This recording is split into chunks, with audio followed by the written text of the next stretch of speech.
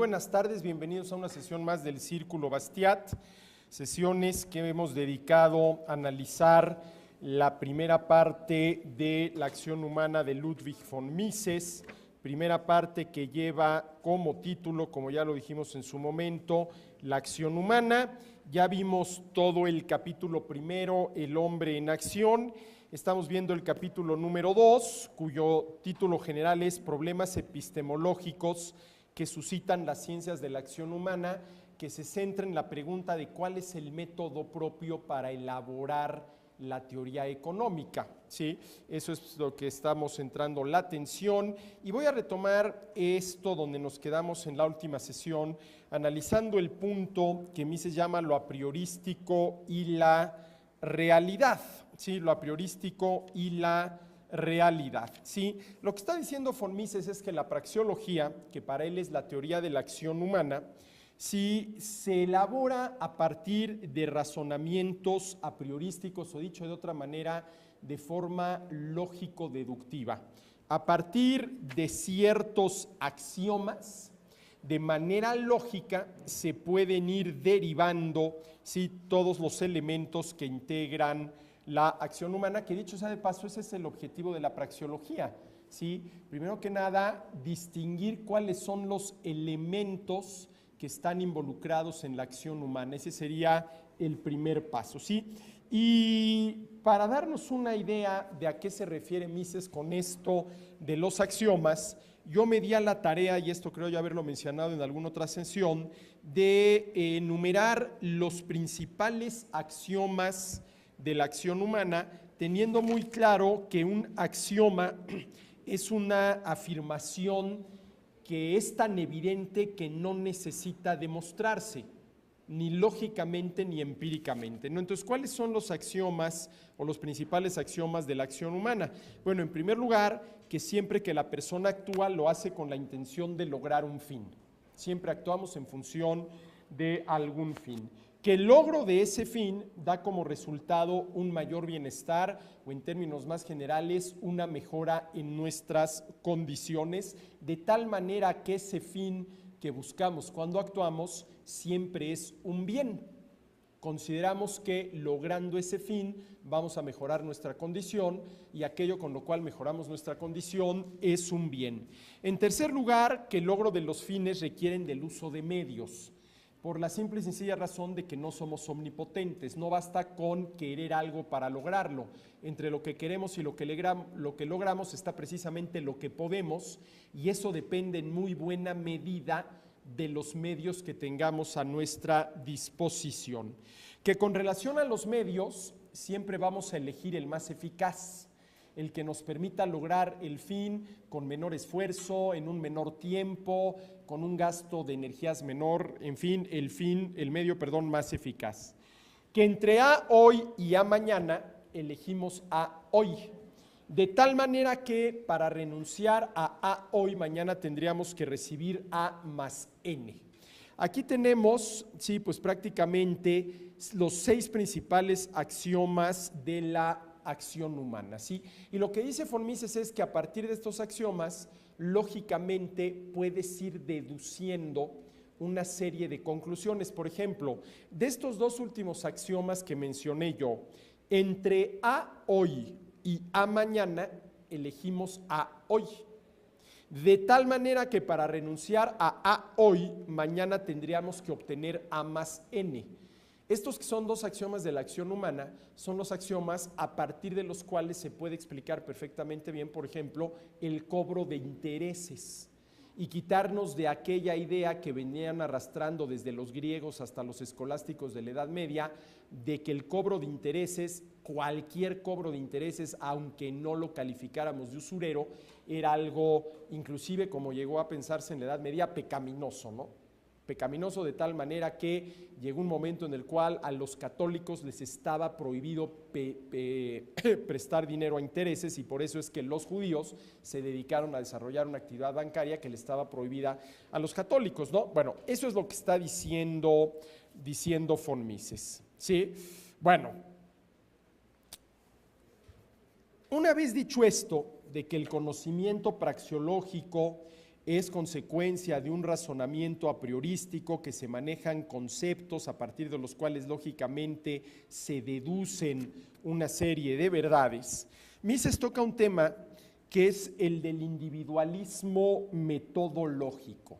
A ver, esto es muy importante, sobre todo hoy en día en el cual a mí me parece que la manera de expresarnos de los economistas puede conducir pues, a ciertas equivocaciones. Y déjenme poner un ejemplo. ¿Cuántas veces no oímos por ahí que alguien dice, es que los precios aumentaron? Los precios aumentaron. Hombre, entendemos perfectamente bien a qué se refiere, ¿no? A que si ayer el precio del kilogramo de limón estaba en 20 pesos, pues hoy está en 40, ¿sí? Pero a ver, estrictamente hablando, los precios no aumentan por sí solos, ¿sí? El que un precio aumente es la consecuencia de la decisión del oferente de esa mercancía de aumentar el precio. El ejemplo que yo pongo, una mercancía que tenga un precio de 3 y de pronto el 3 solito se va redondeando y convirtiendo en un 8, ¿no? Y entonces el precio aumentó de 3 a 8, ¿no? Evidentemente que eso no sucede. Sobre la etiqueta que dice 3 pesos, llega el vendedor y le pone otra etiqueta que dice 8 pesos, ¿no? Y ese aumento en los precios es consecuencia de la acción de alguien en concreto, que en este caso es el vendedor de limones, ¿sí? El vendedor de limones, ¿no? Por ejemplo, lo mismo sucede cuando decimos, no, es que el año pasado en la economía mexicana la inversión directa aumentó tanto. Bueno, a ver, ¿y qué hay detrás de ese aumento de la inversión directa en tanto? Pues las decisiones de los capitalistas de invertir más con relación al año anterior. Es decir, al final de cuentas, detrás de todos estos movimientos, por ejemplo, en los precios o en las inversiones, está la acción de alguien. Y esa acción es producto de una decisión, de una elección, que tiene como fin que mejorar la situación de quien la llevó a cabo, ¿sí? Entonces, Mises habla aquí del individualismo metodológico. A ver, ¿de qué trata el asunto? El objeto de estudio de la praxeología, dice Mises, es la actuación del individuo o la cooperación entre individuos, pero no hay manera de darle la vuelta al individuo. Miren, lo que dice Mises una y otra vez, el único que actúa es el individuo, ¿sí? No, pero ¿qué sucede con un equipo de fútbol? Pues que actúan 11 individualidades que eso sí tienen un fin común, ganarle al equipo contrario, ¿sí? Pero el accionar del equipo depende de lo que cada uno de los individuos que lo integran haga. Ahí al final de cuentas tú entiendes el accionar de un equipo de fútbol en la cancha en función de las actuaciones individuales de cada uno de ellos. A ver, el hecho de que el Barcelona le haya ganado en el último partido 4-3 al Real Madrid, al final de cuentas se debe a un gol de Iniesta y a 3 de Messi. Hombre, el Barcelona como equipo es el que ganó, pero sin esas acciones individuales, el primer gol que metió Iniesta y los otros 3 que metió Messi, pues hombre, aquello no se hubiera dado, ¿no? Entonces, lo que dice Mises es que el objeto de estudio de la praxeología, ¿sí?, es la actuación del individuo o la cooperación entre individuos. Esto lo dice en la página 78, dice, la praxeología en principio se interesa por la actuación del hombre individualizado. Solo más tarde, al progresar la investigación, se enfrenta con la cooperación humana, siendo analizada la actuación social como un caso especial de la más universal categoría de la acción humana como tal. A ver, vamos a entender esto, jóvenes. Cooperación social, el intercambio. A ver, 2 personas, un oferente y un demandante que intercambian, están cooperando entre ellos. Y el resultado de esa cooperación y la muestra de que efectivamente ese intercambio supone una cooperación es que después de realizado el intercambio, ambas partes salen ganando. Bueno, ahí hay cooperación. Y miren, esto es muy interesante, porque si somos gente bien nacida, Cuando compramos algo y el vendedor nos lo da, le damos las gracias. ¿Y por qué si somos gente bien nacida, cuando vendemos algo y el comprador nos lo paga, le damos las gracias? ¿Por qué le damos las gracias? ¿Cuándo se le da las gracias a alguien más? Cuando ese alguien más nos ha hecho un bien. Bien que no necesariamente tiene que hacerse de manera desinteresada. Si yo voy a donar sangre para un amigo, lo hago de manera desinteresada sin esperar nada a cambio. Si yo voy a comprar una taza de café, lo hago de manera muy interesada. Yo pretendo estar mejor después de haberme tomado el café que si no me lo hubiera tomado, pero al comprarle la taza de café a quien las está vendiendo, le estoy haciendo un bien.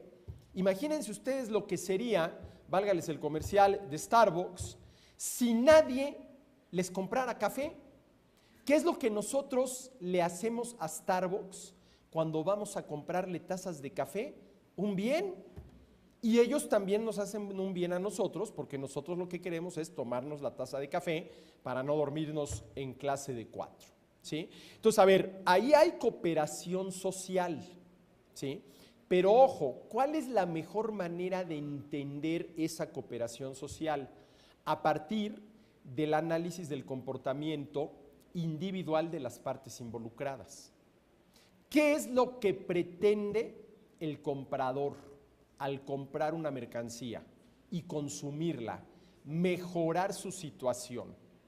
¿Qué es lo que pretende el vendedor al vender una mercancía y utilizar ese ingreso que genera para comprar algún bien o servicio? Mejorar su situación. Entonces, este es un buen ejemplo de cooperación social. Hay dos agentes económicos cooperando entre sí, que se explica perfectamente bien a partir de la actuación individualizada. Ahora miren, ¿qué sucede si yo no analizo el intercambio, que es cooperación social, a partir de la actuación individual de quienes en ellos participan? Puedo llegar a cometer el error muy frecuente de decir que solamente es justo el intercambio que lo es de valores equivalentes. ¿Sí? Hay muchos que piensan que el intercambio es justo solamente si es intercambio de valores equivalentes. Pero si se trata de un intercambio de valores equivalentes, si es que entiendo bien esto, eso quiere decir que el valor de lo que recibo es exactamente igual al valor de lo que doy. Y entonces, ¿qué sentido tendría, si voy a acabar con el mismo valor, dar algo a cambio de algo más? Miren, sería el caso de intercambiar manzanas por manzanas, ¿no? ¿Qué sentido tiene intercambiar manzanas por manzanas? Ninguno. Tiene sentido intercambiar peras por manzanas, ¿no? Pero claro, para entender esto, lo que hay que tener muy claro es, ojo, que cada vez que el ser humano actúa, lo hace con la intención de mejorar su condición, ¿sí? Que en el caso del intercambio, mejorar la condición de las partes que intervienen en el mismo supone que cada uno valora más lo que recibe que lo que da, porque si no, no entiendes por qué lo hiciste. Pero para entender bien el intercambio, que insisto, es cooperación social, y no caer en este tipo de afirmaciones de que el intercambio es justo sí y solo si es un intercambio de valores equivalentes, hay que entender qué es la acción humana, ¿sí? Y habría que volver a estos axiomas de la acción humana. 1, siempre que la persona actúa lo hace con la intención de lograr un fin.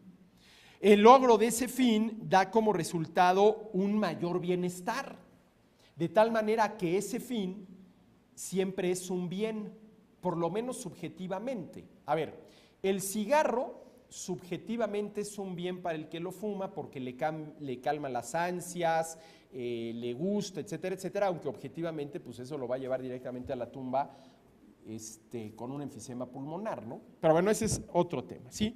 Entonces, a ver, el objeto de estudio de la praxeología, dice Formises, es la actuación del individuo y luego la cooperación entre individuos.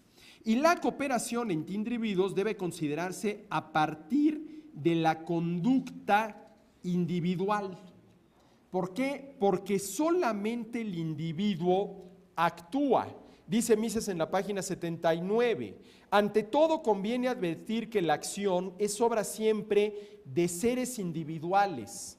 Los entes colectivos operan ineludiblemente por mediación de uno o varios individuos cuyas actuaciones atribúyense a la colectividad de modo mediato. Sí, a ver, decimos que ganó el Barcelona, ¿de acuerdo? Pero ¿qué hubiera pasado si Iniesta no mete el primer gol y Messi no mete los otros 3? Pues que a lo mejor no estaríamos diciendo que ganó el Barcelona, ¿no? Ahora, a lo mejor también ganó el Barcelona porque la defensiva del Barça también jugó muy bien e impidió que le metieran 3 o 4 goles más al equipo. Eso también puede ser, ¿no? También puede ser. Pero bueno, sí, la cooperación entre individuos, dice Mises, debe considerarse a partir de la conducta individual. Solo el individuo actúa. Y miren, esa actuación del individuo puede darse en 3 contextos. Un contexto aislado, Robinson Crusoe, ¿sí? Un contexto, sí, de cooperación, por ejemplo, en un equipo de fútbol, que sería el típico ejemplo de individuos cooperando para lograr, eso sí, un fin común, pero cada uno aportando su parte, haciendo su tarea. Pero fíjense que el intercambio también, ¿sí?, es una acción cooperativa.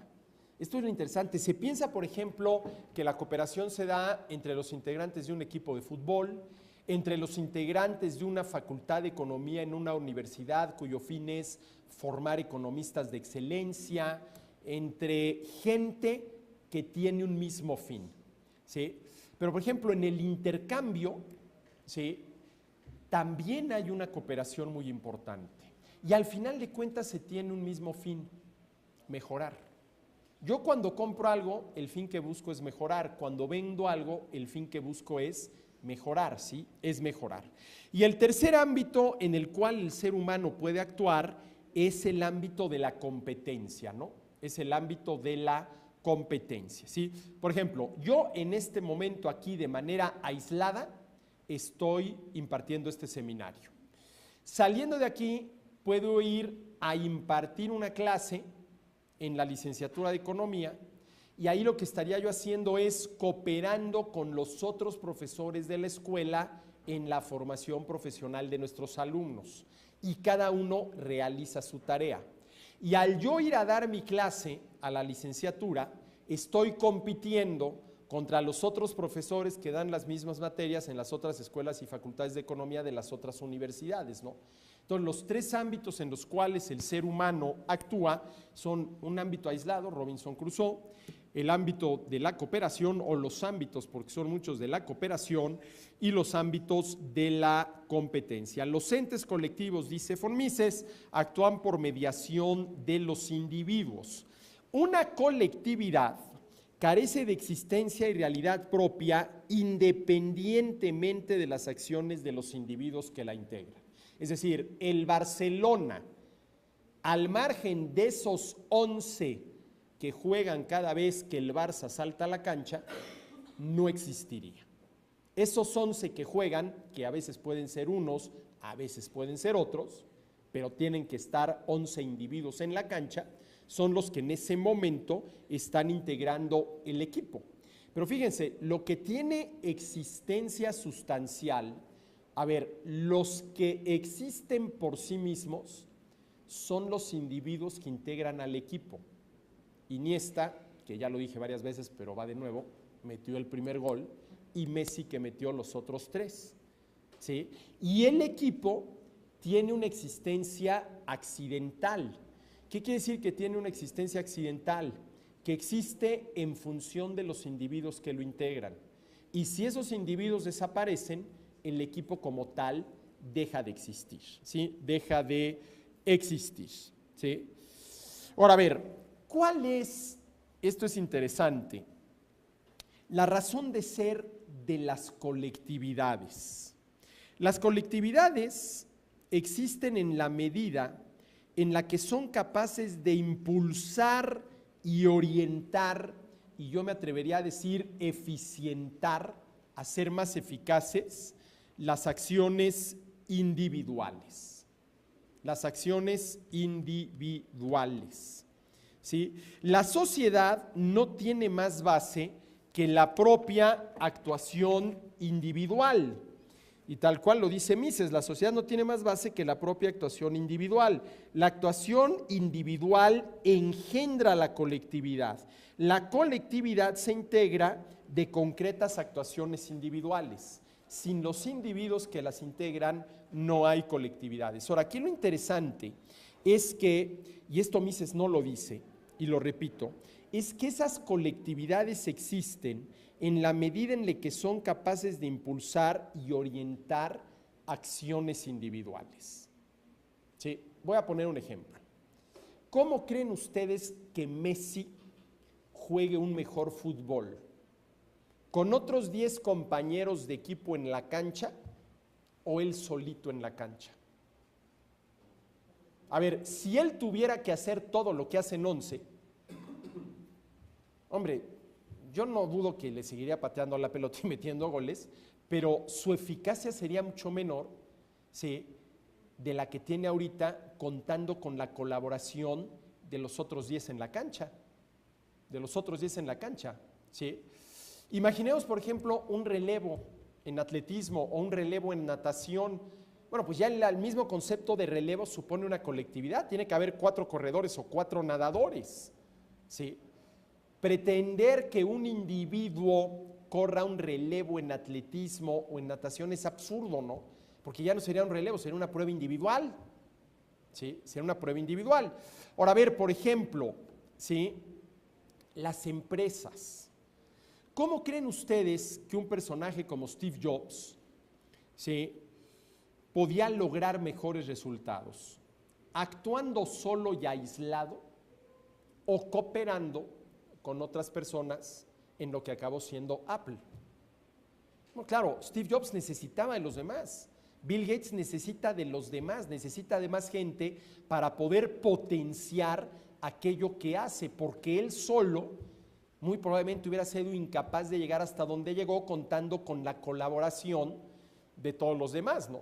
A ver, imagínense cuál podría ser la preparación de un alumno universitario que quiere ser economista si a lo largo de toda la carrera tuviera un solo profesor.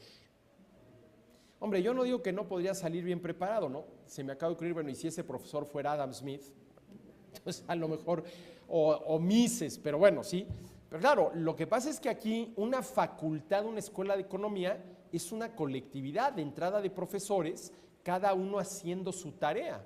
¿Y por qué en esta escuela de economía hay varios profesores y no uno solo? Pues porque se considera acertadamente que con varios profesores vamos a obtener un mejor resultado que con uno solo. Hombre, por aquello de que el que mucho abarca, poco aprieta. ¿Sí? El que mucho abarca, poco aprieta. Mejor que cada quien, sí, abarque más poquito para que apriete más. ¿De acuerdo?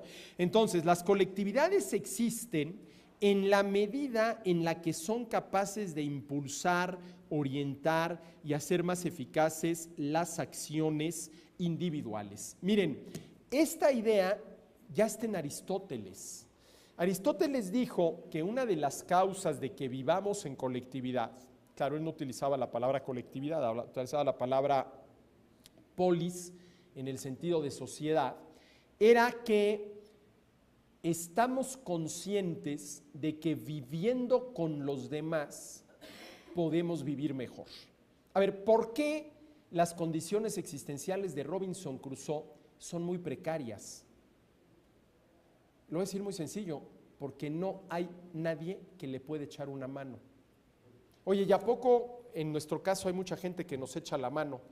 Bueno, ustedes nada más piensen cuánta gente hay detrás, cuánto trabajo hay detrás, cuántos conocimientos hay detrás de una taza de café que compran ustedes, válgales el comercial de nuevo, en Starbucks. ¿Cuántos cientos de personas hay detrás de una taza de café de Starbucks? Todas esas personas, sin habérselo propuesto, terminaron echándoles una mano a ustedes que en ese momento necesitaban una taza de café.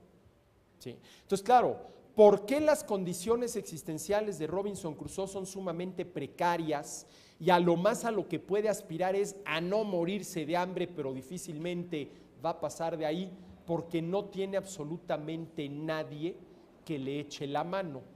¿Y cuál es, ojo, la manera más eficaz, más justa y más importante, jóvenes, más perdurable, sostenible, de que nos echemos la mano los unos a los otros por medio del intercambio?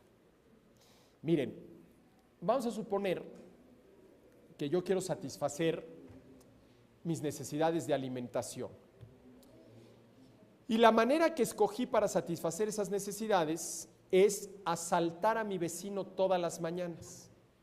Lo espero al salir de su casa, pistola en mano, le robo la cartera y salgo corriendo al Walmart más cercano a comprar alimentos. Bueno, ¿cuántas veces voy yo a poder asaltar a mi vecino todas las mañanas antes de que el vecino encuentre alguna solución a su problema? Pues a lo mejor 2, pero ya la tercera, no. Hombre, a lo mejor toma la decisión de irse a vivir a otro lado. Bueno, pero si se va a vivir a otro lado, yo ya no lo puedo seguir asaltando, ¿no?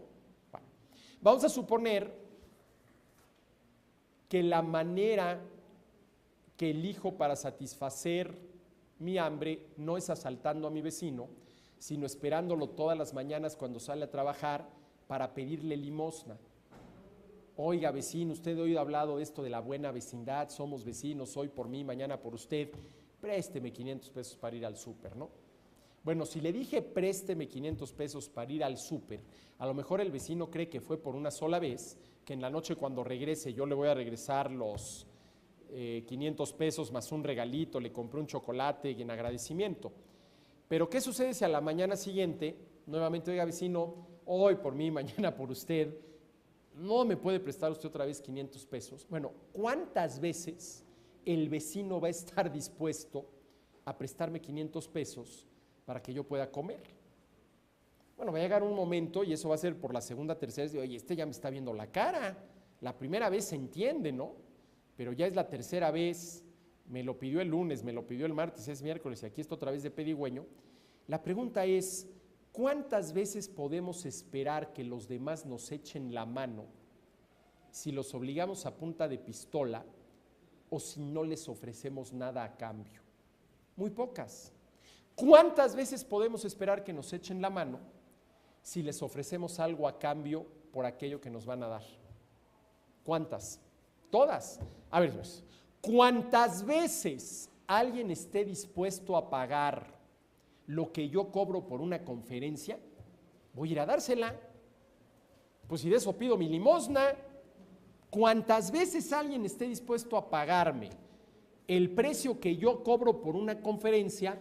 Voy a ir a dárselas. Por eso aquí la pregunta, jóvenes, es: ¿cuál es la manera más eficaz, más justa y sostenible de que nos echemos la mano los unos a los otros? A través del intercambio. Ahora me dirán ustedes, bueno, pero eso de echarse la mano podría ser muy relativo, porque al final de cuentas al intercambio cada quien va, como ya lo dijo Adam Smith, y esta es toda la metáfora de la mano invisible, en busca de su propio provecho. Sí, nada más que al final de cuentas, para que tú obtengas provecho, tienes que causarle un bien al otro. A ver, yo quiero esa taza de café que tú tienes y no te la voy a robar y no te la voy a pedir regalada, tengo que pagarte el precio al cual tú estás dispuesto a vendérmela. ¿Sí? Miren, por eso es, señores, que cuando por ahí, y desafortunadamente hay muchos, salen con aquello de que las fuerzas ciegas del mercado, el mercado salvaje, todo esto, dice, bueno, a ver, espérame, ¿de qué están hablando?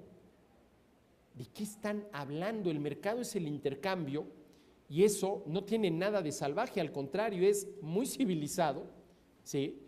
Y no tiene nada ni de injusto, porque las partes intervienen voluntariamente, y es muy eficaz porque las dos partes mejoran su nivel de bienestar. A ver, señores, miren, eficacia, justicia y, ahora sí, ¿cómo se dice? Sostenibilidad o sustentabilidad. Algo que se puede sostener a lo largo del tiempo. Sostenible. Sostenible. Sostenible. Fíjense, el intercambio desde el punto de vista económico es eficaz. Bueno, pregunta previa. ¿Qué es eficaz desde el punto de vista económico? Aquello que permite reducir el nivel de escasez y por lo tanto elevar el nivel de bienestar. A través de los intercambios elevamos nuestro nivel de bienestar. ¿Sí? Es eficaz. Justo las partes intercambian voluntariamente. ¿Dónde estaría la injusticia? Es justo. Sostenible a lo largo del tiempo. Pues sí, vuelvo a lo mismo. ¿Cuántas veces me van a echar ustedes la mano si yo estoy dispuesto a pagarles lo que ustedes me pidan por echármela? Pues cuántas veces se los pida. ¿Cuántas veces el dentista va a estar dispuesto a sacarles la muela? Sí, cada vez que les duela. Pues cuántas veces estén ustedes dispuestos a pagarle al dentista sus honorarios. Sí, así de sencillo, sí, así de sencillo, sí. Bueno.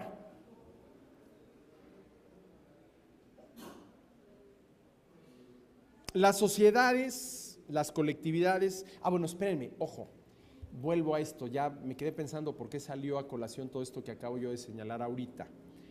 Aristóteles ya dijo que una de las causas por las cuales vivimos en sociedad es que nos dimos cuenta que viviendo con los demás podemos vivir mejor. ¿Sí? ¿Por qué?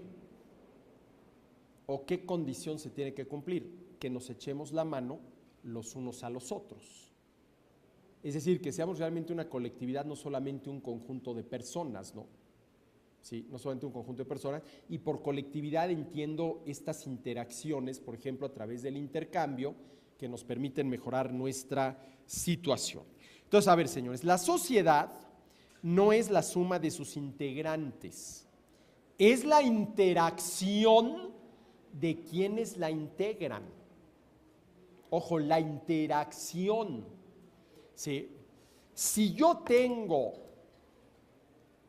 a ver, imagínense ustedes un vagón del metro, estación Pino Suárez, viernes 8 de la noche de quincena. ¿Se imaginan un vagón del metro a esas horas?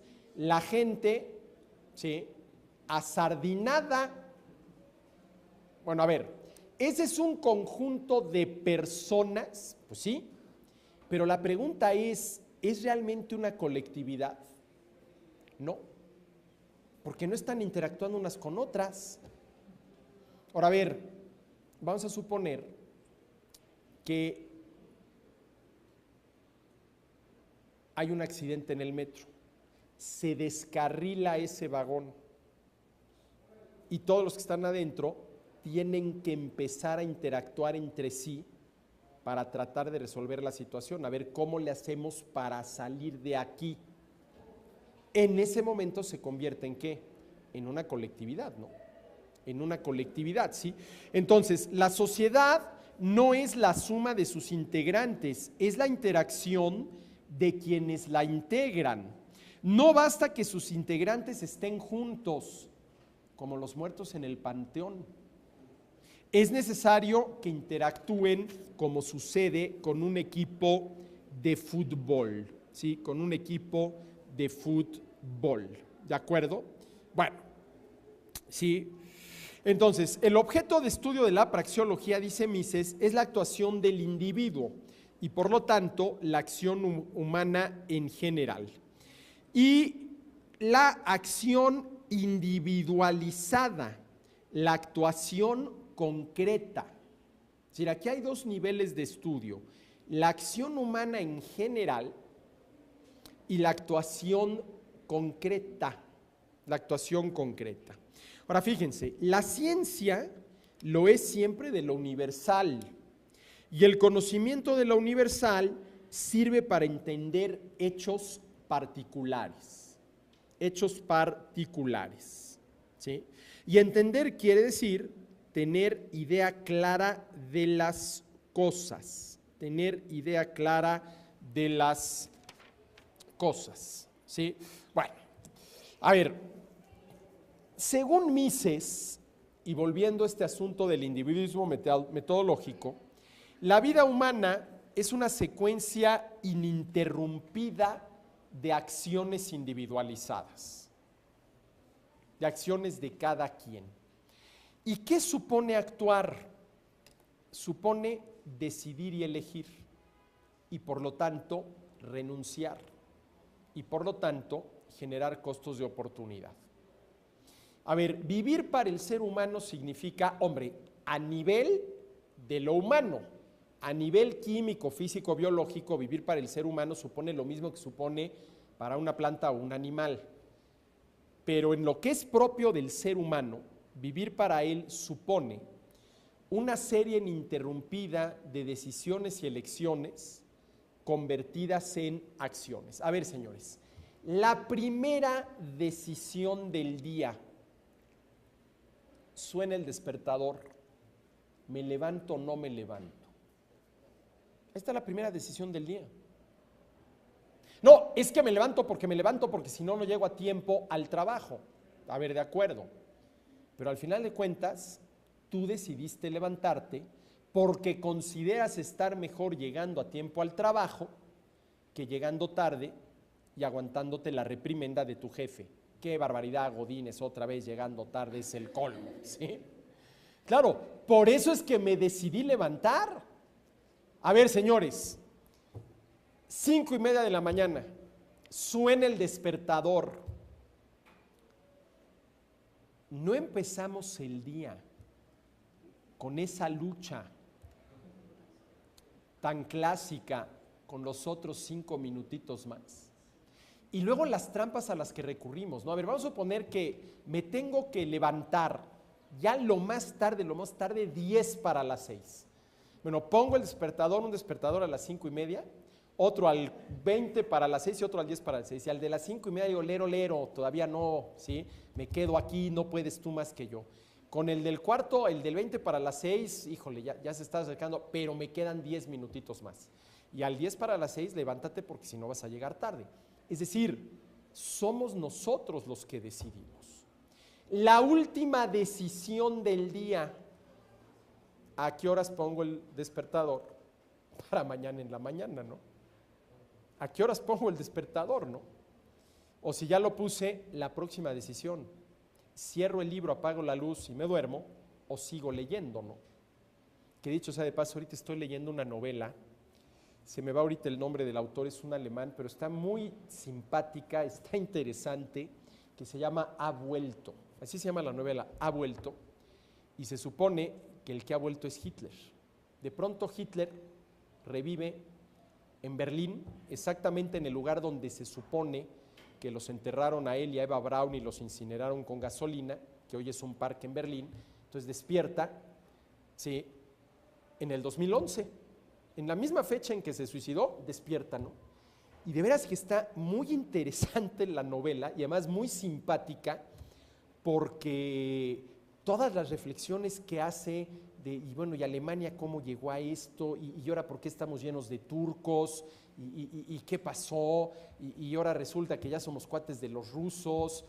De veras muy, muy interesantes, se las recomiendo mucho porque al final de cuentas es una reflexión obviamente imaginaria de lo que pensaría Hitler hoy en día, ¿no? De veras está, y además está muy simpática, ¿no? Porque para no hacerles el cuento largo, pues lo primero que tiene que hacer Hitler es conseguir un trabajo, ¿no? ¿Sí? ¿Y qué trabajo creen que encuentra? En un programa cómico como imitador de Hitler. Como imitador de Hitler, ¿no? De veras está interesante, ¿no? Está interesante, se llama Ha vuelto, ¿sí? Bueno, pero entonces dejemos a Hitler en paz. Entonces, a ver, lo que dice von Mises es que la vida humana es una ininterrumpida secuencia de acciones individualizadas, ¿sí? Y esto de que sean acciones individualizadas supone, antes que otra cosa, decidir, elegir y actuar. Miren, decidir y elegir supone renunciar, ¿sí? Y actuar supone esforzarse. Supone esforzarse. Y dado que nos vamos a esforzar para lograr lo que queremos, dado que aquello no se nos va a dar gratis, más nos vale haber elegido y decidido correctamente para minimizar el costo de oportunidad, ¿sí? Y así las cosas, pues resulta que la acción humana tiene una doble dimensión. Una dimensión inmediata, la búsqueda del fin X, ¿sí? Y el logro del fin X, que puede ser un medio para lograr el fin Y, ¿sí? Y entonces podríamos pensar, y por ejemplo esto me remite a Aristóteles, que debe de haber un fin de fines, un fin con mayúsculas en función del cual hagamos todo lo que hacemos, y para Aristóteles ese fin con mayúsculas era la felicidad, ¿sí? Nada más que a la felicidad se llega a partir de una serie de pasos que hay que ir dando por la vida, ¿sí? Pero a ver, vamos a ver esto. Decían los escolásticos que quien quiere los fines, quiere los medios. A ver, si realmente quieres ese fin y estás consciente de que no basta con que lo quieras para que lo logres, debes de querer los medios y todo lo que el uso de medios supone, desde contar con los mismos hasta saber cómo usarlos, y todo el esfuerzo, el trabajo, la dedicación que eso supone. Pensemos, por ejemplo, en la preparación de un deportista, ¿no? Hombre, yo quiero ser campeón olímpico. Bueno, qué bueno, ojalá. Ahora, la pregunta es si estás dispuesto a hacer todo lo que se tiene que hacer para llegar a ser campeón olímpico. Oye, yo quiero terminar la carrera con un promedio cerradito de 10, qué bueno. Cualquier otra cosa, el 9.9 comparado con el 10 es de una mediocridad verdaderamente inaceptable. Qué bueno que quieres el 10. Pero la pregunta es si estás dispuesto a hacer todo lo que se tiene que hacer para lograr el 10. Esa es la pregunta, ¿sí? Porque, hombre, establecer fines, bueno, a ver, ¿quién no quisiera un promedio de 10? ¿Qué deportista que practique cualquier deporte no quisiera ser campeón olímpico? ¿Sí? Sí. ¿Qué empresario que realice cualquier actividad empresarial no quisiera llegar a ser un gran empresario, el líder en su industria? Pues yo creo que como querencia todos, pero no se trata de querer, la pregunta es si puedes, y ese poder tiene que ver con los fines, de tal manera que si yo quiero el fin X, el fin Z, para lograr ese fin hay que lograr una serie de fines intermedios, que son los medios que conducen a ese fin, ¿sí? Que son los medios que conducen a ese fin, ¿sí? Bueno, el contenido de la acción humana, dice von Mises, son fines y medios, ¿sí? Que dependen de cada quien, de entrada de las condiciones existenciales que hasta cierto punto nos predeterminan, Miren, aquí hay una cosa interesante y es, ¿cuál es la manera correcta de entender la libertad? ¿Como omnipotencia? No, evidentemente que no. Ser libre no quiere decir ser omnipotente, ¿sí? Entonces, ¿qué quiere decir libertad? ¿Qué quiere decir que somos libres? Miren, esto no lo dice von Mises, esta es una conclusión a la que yo he llegado, y a mí me parece que la libertad supone siempre una tensión entre aquello que nos predetermina a actuar de una determinada manera y aquello que por un acto de autodeterminación queremos. Ahí es una tensión, ¿no?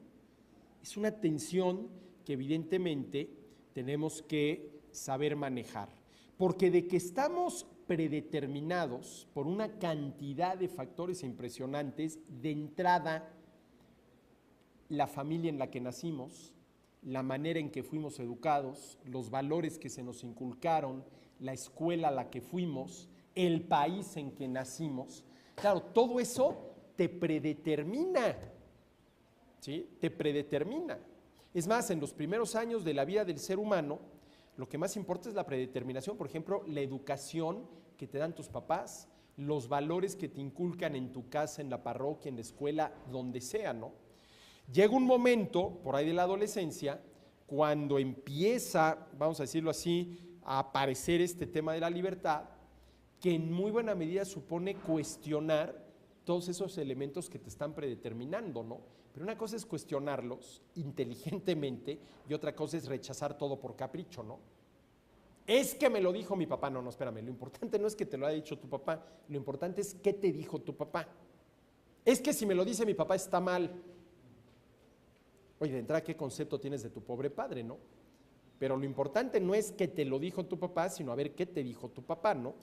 Y la libertad consiste en esa tensión entre predeterminación y autodeterminación. A ver, predeterminación, lo que hemos sido, todo lo que esté en nuestro pasado. Autodeterminación, lo que decidimos ser cara al futuro.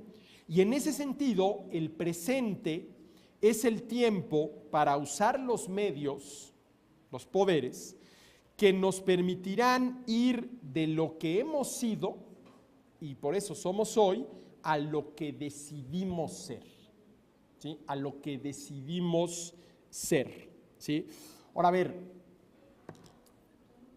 Mises dice una cosa interesante. Dice que en muy buena medida la mayor parte de la vida del ser humano es rutinaria, ¿sí?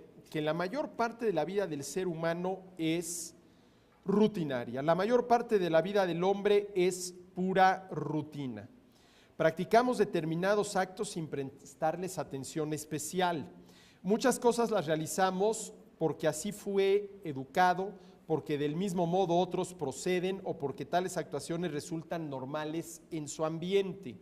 El ser humano adquiere hábitos y reflejos automáticos. Ahora bien, cuando sigue tales conductas es porque las correspondientes consecuencias le resultan gratas, pues tan pronto como sospecha que el insistir en las prácticas habituales le impide alcanzar ciertos fines sobrevalorados, rápidamente cambiaría de proceder. Miren, aquí hay una cosa importante. ¿Por qué buena parte de nuestro día, y esto es cierto, se gasta en la ejecución de rutinas? Hombre, a mí aquellos que dicen que el momento de la verdad, el momento heroico en el cual podemos saber de qué material estamos verdaderamente hechos, es cuando suena el despertador. O sea, eres héroe porque te levantaste, me parece un tanto cuanto exagerado. Hombre, no niego que a veces cuesta trabajo y los 5 minutitos, pero así que digas, oye, merezco todas las mañanas una medalla y que me reciban con honores porque me levanté a las 5:30 de la mañana, me parece totalmente absurdo. Es decir, si bien es cierto que allá hay una decisión, pues todo eso lo hacemos de manera rutinaria. Por ejemplo, todo lo que hacemos desde el momento en que suena el despertador y nos levantamos hasta el momento en que salimos de nuestra casa, es generalmente una rutina. Es generalmente una rutina, ¿no? No es que eso implique grandes decisiones, grandes elecciones, por más que sí las implican, ¿no? A ver, yo decido si desayuno o no desayuno. Y una vez que decidí desayunar, yo elijo si desayuno huevos con jamón o cereal con leche y un platanito rebanado. Es cierto, eso supone decisiones y elecciones, pero hombre, son decisiones y elecciones que muy rutinarias. Ojo, no digo que no sean decisiones y elecciones, pero son muy rutinarias, ¿no? Sí. Ahora bien, ¿cuándo es cuando verdaderamente se nos pone a prueba? Por ejemplo, cuando enfrentamos una situación difícil que nosotros no buscamos y por lo tanto no somos responsables por la misma, pero de lo que sí somos responsables es de cuál es nuestra reacción ante ellas. Miren, siempre que hablo de esto pienso en este ejemplo de este muchacho, estudiante de la UP, estudiante de medicina, al cual literalmente ahí en el cruce de Periférico y Las Flores, cuando estaban haciendo el segundo piso, le cayó un camión de la basura encima. Yo no sé si ustedes se enteraron de ese accidente. Bueno, eso es un muchacho que estudia medicina aquí en la UP, ¿sí? Bueno, evidentemente que este muchacho no es responsable de que le haya caído un camión de la basura encima. Además, fíjense, ¿qué probabilidad hay de que te caiga un camión de la basura encima? Bueno, tan la hay que a este muchacho le pasó, pero es ínfima. Claro, él no es responsable de aquello, pero de lo que sí es responsable es de cuál va a ser su reacción ante aquello. Y ante un accidente de esas magnitudes, pues las reacciones pueden ser esencialmente dos tipos. O aquello te venció y no lograste nunca recuperarte anímicamente de entrada, o aquello, con todo el dramatismo que supone, lo tomaste como un reto, pues para ver de qué estás hecho. Hombre, esto no quiere decir que hay que ir a buscar retos que te caigan camiones de la basura encima, ¿no? Pero vamos, esas son las decisiones y elecciones donde se ve realmente de qué está hecho uno, y es ahí donde se ve la libertad. Porque miren, yo no creo que ningún acontecimiento, por más dramático que pueda ser, te venza. Tú te vences. Ahora, yo no estoy diciendo, sí, que ante una situación como la que pasó este muchacho sea fácil. Hombre, literalmente la vida te dio un giro de 180 grados en 10 segundos. Te cayó un camión de la basura encima. Sí. Y claro, la pregunta es, ¿hasta qué punto la culpa lo tuvieron quienes trazaron ese trayecto del segundo piso, que es esa curva, que es una curva mortal? Si tú vienes en el segundo piso, ahí en Periférico y Las Flores, para irte rumbo a Rómulo Farril, es una curva, ahí fue donde el camión no agarró bien la curva y se salió. Bueno, también ahí, ¿qué parte de la culpa tienen quienes trazaron esa curva, no? Oye, pues es una curva verdaderamente muy peligrosa, ¿no? Pero bueno, si la mayor parte de la vida del ser humano, dice Mises, se lleva a cabo de manera rutinaria. ¿Por qué? Porque esas rutinas son eficaces, son gratas, son aceptables, ¿sí? Ahora bien, el objeto de estudio de la praxeología, dice Mises, es la parte formal de la acción, no sus contenidos materiales. Dice Mises en la página 86, la praxeología no trata del mudable contenido de las acciones, sino de sus formas puras y de su categórica condición, o sea, de su condición de categorías. El examen del aspecto accidental o ambiental que pueda adoptar la acción humana corresponde, entre otras, a la historia, a la psicología o a la ética. A ver, esto es importante, jóvenes, porque ya vamos a ver más adelante de esta sesión en 2, de qué manera se aplica esto a la economía. A ver, la praxeología o ciencia de la acción humana estudia la parte meramente formal de la conducta humana, sin preguntarse por la parte material o los contenidos de la misma. A ver, hace rato yo les dije que uno de los principales axiomas de la acción humana, y tal vez el primero, es que siempre que la persona actúa, lo hace con la intención de lograr un fin. Ninguno de ustedes me preguntó, ¿y cuál es ese fin? ¿Sí? ¿Por qué no? Porque no estábamos en ese ámbito del análisis. ¿Sí? Aquí lo que nos interesa saber es que cada vez que el ser humano actúa,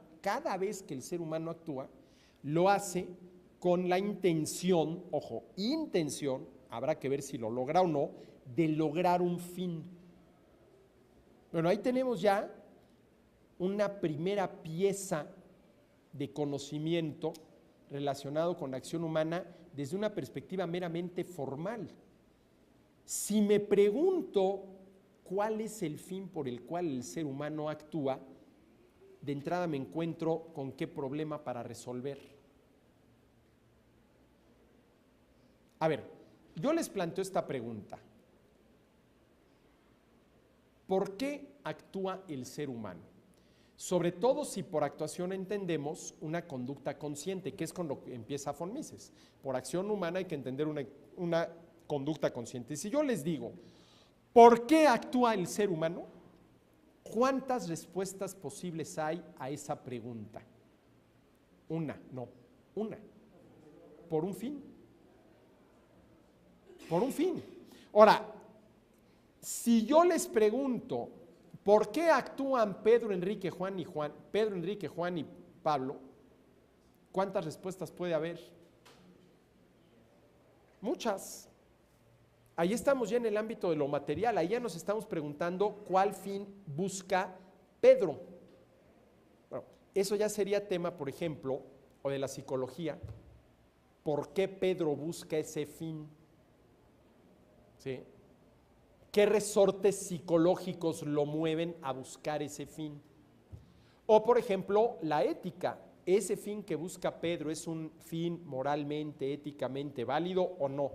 Pero ahí estamos ya en otros ámbitos de la acción humana. En el primer caso, ¿por qué Pedro busca ese fin? Estamos en el ámbito de la psicología. En el caso de la pregunta, ¿ese fin es correcto o incorrecto? Estaríamos en el ámbito de la ética o de la moral. Esos elementos a la praxeología no le interesan.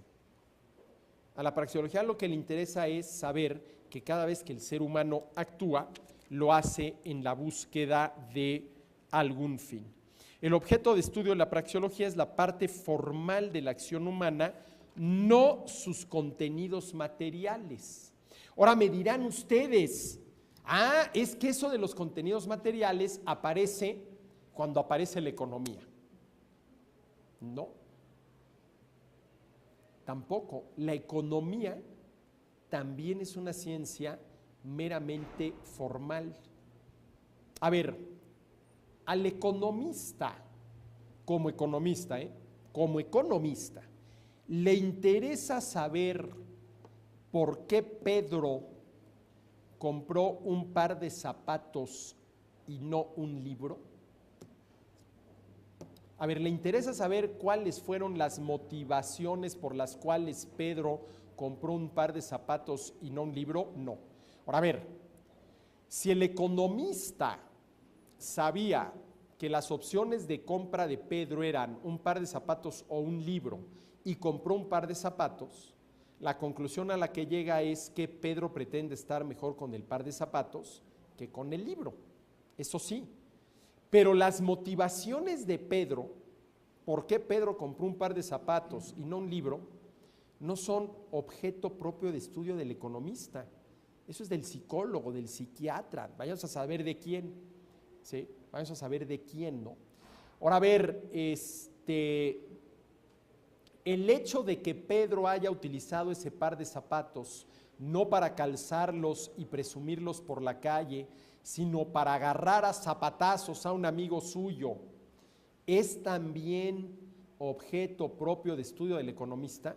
No, eso tenía que ver con la moral, con la ética. Espérame, ¿cómo que compraste un par de zapatos para agarrar a zapatazos a un compañero?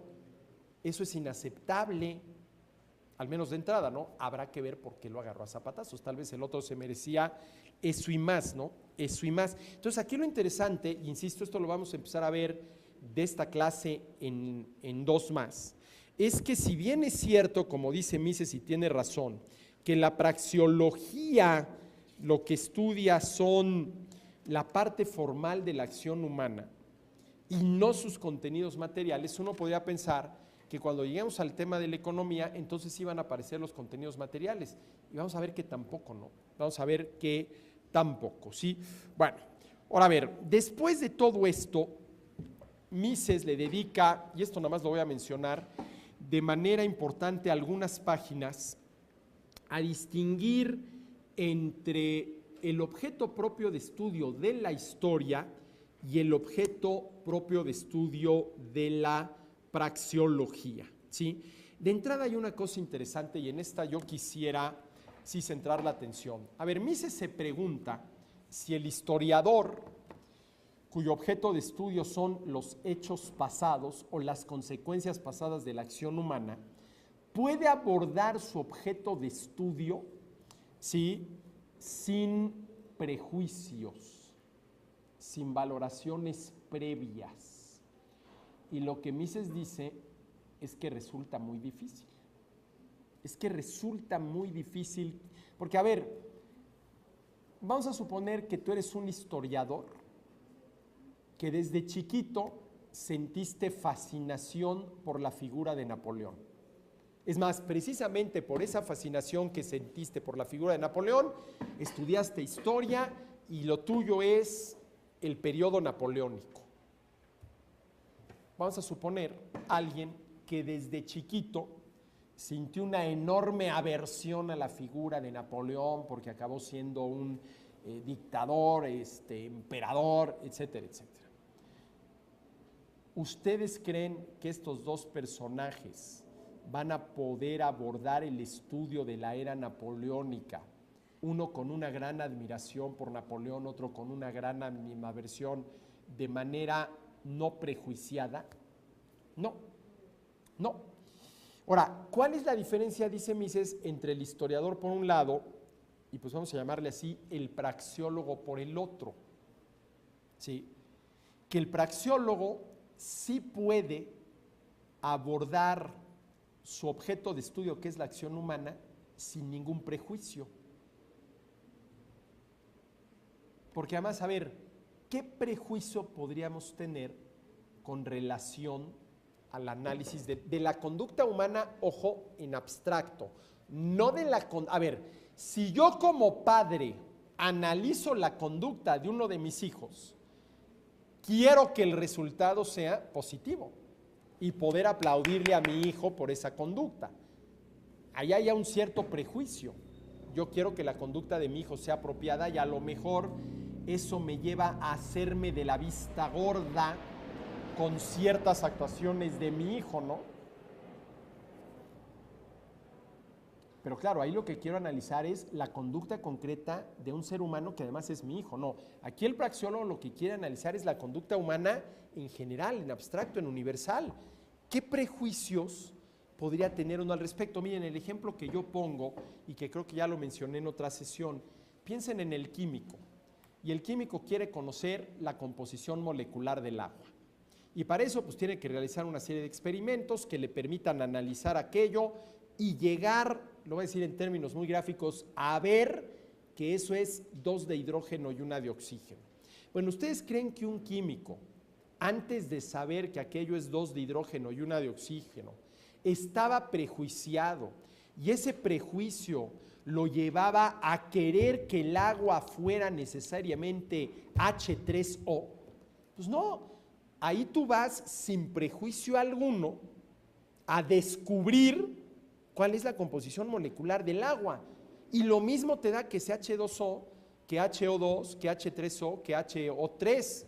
Lo mismo te da. Tú lo que querías era descubrir aquello. Bueno, a ver, si nosotros como praxeólogos queremos descubrir cuáles son los principales axiomas de la acción humana, ¿vamos a hacer eso de manera prejuiciada? Difícilmente. Difícilmente, ¿no? ¿Por qué? Ahora, si yo lo que quiero, por ejemplo, es estudiar, porque voy a escribir una biografía sobre el personaje, la vida de von Mises y la conducta de von Mises, y para mí von Mises en el ámbito de la economía es un personaje muy importante, pues evidentemente ahí voy yo a ir ya prejuiciado, ¿sí? Porque no quisiera yo encontrarme con algo reprobable en la conducta de von Mises, porque el personaje se me vendría abajo, ¿no? Miren, esto es lo que me pasó a mí con Ayn Rand. Yo muy joven leí las novelas de Ayn Rand, ¿sí? Y bueno, en su momento para mí significaron mucho, realmente formaron una parte muy importante de mi formación intelectual. ¿Y cuál no sería mi decepción cuando cayó en mis manos una biografía de Ayn Rand? Porque me decepcionó. O sea, la biografía de Ayn Rand no estaba a la altura de su obra. yo me imaginaba otro tipo de personaje en la vida real, ¿no? ¿Sí? Hombre, eso no le quita un ápice de valor a la obra, no le quita un ápice de valor a la obra, ¿no? Pero para mí sí fue decepcionante cuando me enteré de ciertas cosas de la vida de Ayn Rand, que dices, a ver, espérame, esto pues no va, ¿no? No va, pero bueno, en fin. Entonces, sí, el objeto de estudio de la praxeología es la parte formal de la acción humana, no sus contenidos materiales. El historiador, dice von Mises, no puede abordar las fuentes históricas de entrada sin supuestos previos. De entrada, no necesariamente prejuicios en el sentido peyorativo del término, sin supuestos previos, ¿sí? La neutralidad valorativa es fácil, por ejemplo, en las ciencias de la naturaleza, la biología, la física, la química, en las ciencias a priorísticas, matemáticas, lógica o praxeología. A ver, señores, vamos a suponer, aquí sí no sé cómo fue el asunto, pero a ver, vamos a echarle un poquito de imaginación al asunto, de que ustedes quieren descubrir el número pi, 3.1416. Bueno, ¿ustedes creen que quien lo haya descubierto tenía el prejuicio de que tenía que ser 5.2438? No, ahí vas a ver cuál es el valor de pi. 3.1416 y la retahíla de numeritos que vienen después, ¿no? Bueno, sí. Por ejemplo, en la lógica, a ver, ¿ustedes conocen a alguien que vaya por el mundo quejándose amargamente porque resulta que efectivamente el todo es mayor que las partes? Y eso es una inmoralidad. ¿Cómo es posible que el todo sea mayor que las partes? No, porque eso es algo lógico. Que el todo sea mayor que las partes es algo lógico que no tiene que ver absolutamente nada con ¿qué? Con juicios de valor. Pi es 3.1416, qué barbaridad. Es que de veras ya no hay principios. ¿Cómo que pi es 3.1416 y debería de ser 5.2428? Qué barbaridad, de veras. ¿Cómo es? No. Ahora, por ejemplo, esta afirmación, cada vez que el ser humano actúa, lo hace con la intención de lograr un fin, ¿es una afirmación libre de cualquier valoración ética o moral? ¿Sí? Estoy describiendo un hecho. Cada vez que el ser humano actúa, lo hace con la intención de lograr un fin. Ahora bien, ¿dónde aparece la parte valorativa? ¿Cuál fin es el que buscas? Ahí sí. Ahí sí. Porque si no somos capaces de valorar los fines que buscamos y ser capaces de decir objetivamente, este fin sí, este fin no, o este fin es mejor que este otro, cualquier fin sería igualmente bueno que otro, y la ética, la moral, sí, inclusive la responsabilidad, el premio cuando haces algo bien, el castigo cuando haces algo mal, no tendrían absolutamente ningún sentido, ¿no? Pero la simple afirmación, a ver, señores, la afirmación a hoy o a mañana a hoy, y si he de renunciar a hoy, mañana tendré que renunciar a más n. ¿Qué estoy señalando? Un hecho. Eso es un hecho, ¿no? Conforme vas comiendo más tacos al pastor, la utilidad adicional que cada taco te reporta resulta menor que la del taco anterior. ¿Qué estoy señalando? Un hecho. Oye, qué barbaridad. Es que esto de la ley de la utilidad marginal decreciente es una inmoralidad. Imagínense que llega a clases de microeconomía, llega el profesor, les explica la ley de la utilidad marginal decreciente y después de que se los dice, y esto es una inmoralidad. ¿Sí? Ahora, por ejemplo, ¿qué es lo que dice Mises? Y lo menciono porque le dedica varias hojas a este asunto, en el caso del historiador. A ver, vamos a suponer que tú eres un historiador interesado en la Segunda Guerra Mundial en general y en concreto en el tema del Holocausto.